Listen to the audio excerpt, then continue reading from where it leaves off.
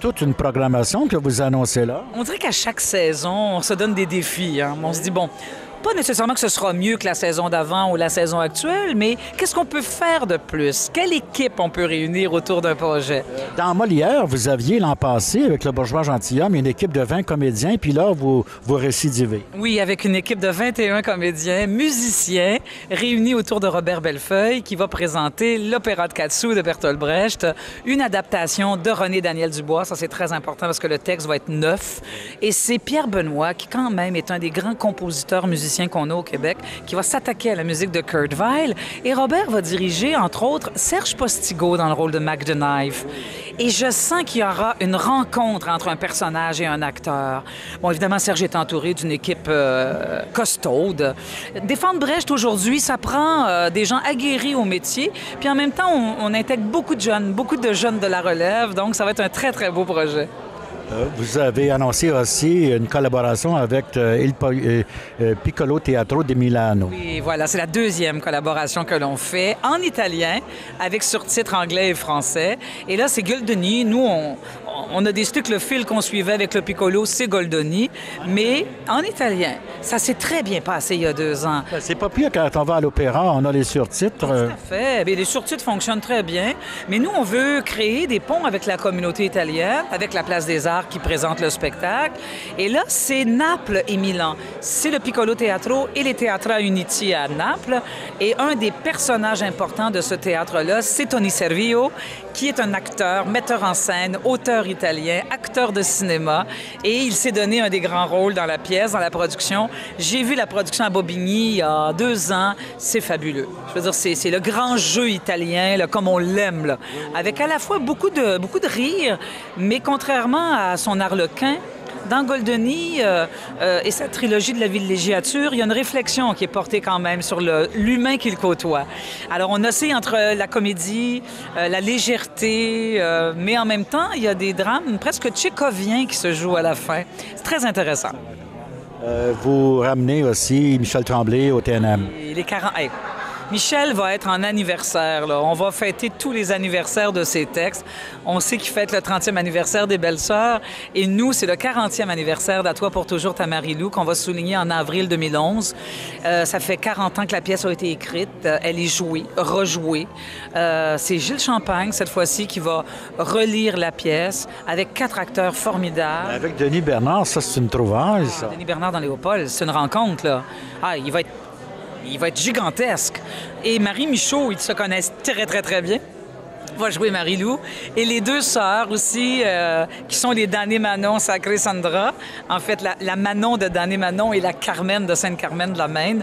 Et elles seront jouées par Kathleen Fortin et Dominique Kennel. Alors, c'est un quatuor étonnant.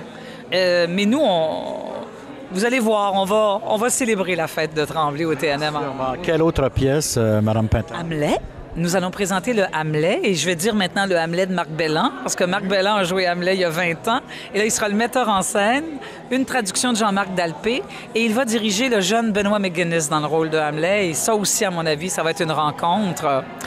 Et La Belle et la Bête, là, c'est notre fantasmagorie, c'est le théâtre, comme je le disais, c'est le théâtre des contes, des légendes. Il fallait 2 magiciens, Victor Pilon et Michel Lemieux, avec 4 Déards. Ils vont diriger François Papineau, André Lachapelle et Bénédicte Descaries, entourés de personnages virtuels, donc selon le théâtre virtuel qu'ils explorent. Personnages virtuels, dont Violette Chauveau. Oui, exactement, et un cheval qui parle. Je parlais à Violette Chauveau tout à l'heure et j'ai vu à Londres Beauty and the Beast au Dominion Theatre. Et c'est comme un show gigantesque, comédie musicale, comme on en voit à Broadway. Et je me suis dit, c'est pas comme ça au Nouveau Monde, là. Non, on n'est pas question qu'on tombe dans le Walt Disney, là. On est plutôt, nous, premièrement, il y a 2 auteurs qui ont été à la naissance de ce conte. Et entre autres, Madame de Villeneuve, qui, elle, a écrit un vrai conte pour adultes, qui peut être assez cruel et assez difficile. On parle de vieillesse, on parle de perte de beauté, de perte d'idéaux. Et la démarche de Sébastien Risson, qui écrit un nouveau texte à partir de La Belle et la Bête, elle est très contemporaine, mais le spectacle va être en même temps on va tomber dans le spectaculaire de virtuel de KDA parce que c'est leur manière de raconter les histoires aussi. Mais on ne sera pas comédie musicale. Non, non, il n'était absolument pas question qu'on suive la lignée des Walt Disney. Et moi, je vais monter une pièce française de Yasmina Reza, Le Dieu du carnage, création nord-américaine en français. Et Guy Nadon, James Heinemann, Christiane Pasquier et Anne-Marie Cadieux vont jouer dans ce spectacle qui met en scène 4 personnages seulement. Je ne sais pas comment vous faites, mais tous les comédiens que vous nommez, que vous avez nommés tout à l'heure, qui sont venus parader sur scène, c'est tous des gens qu'on veut voir au théâtre. Il y a une demande forte pour ces gens-là. Oui. Mais comment faites-vous pour aller chercher la crème de la crème, toujours? Il y a certainement la... Ça, c'est un des points importants. On s'y prend d'avance. Il ne faut pas attendre à la dernière minute parce qu'ils sont pris, ces acteurs-là. On a, je crois, des metteurs en scène qui sont comme des espèces de moteurs, des dynamos. Alors là, c'est tout le pouvoir de conviction du metteur en scène aussi qui porte son projet puis qui dit « Garde, je te veux là-dedans ». Et par la suite, on a l'impression que les acteurs aiment jouer au TNM. Ils aiment être chez nous. Ils sont bien traités. Le public leur rend bien tous les efforts qu'ils consentent. Notre café, c'est un lieu convivial. On est au centre-ville. Nos salles sont pleines. Écoutez, il y a une histoire là, de bonheur en ce moment au TNM. J'allais dire, vive la culture. Vive la culture, oui, parce qu'elle est fragile parfois. Et je l'ai dit au début, s'il n'y a pas d'artistes pour porter la culture, notre culture se porterait très mal.